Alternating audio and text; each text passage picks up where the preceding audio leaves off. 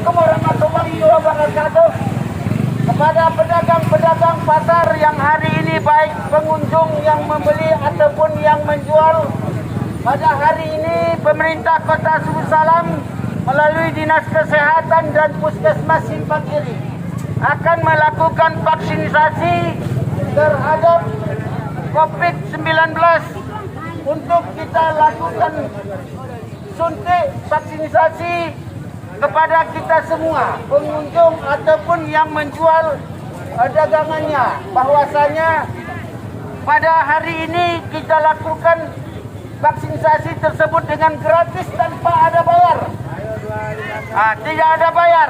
Selanjutnya syaratnya cuma satu, bawa KTP. Bawa KTP. Hari ini juga dikeluarkan sertifikatnya. Ya, langsung pakai sertifikat.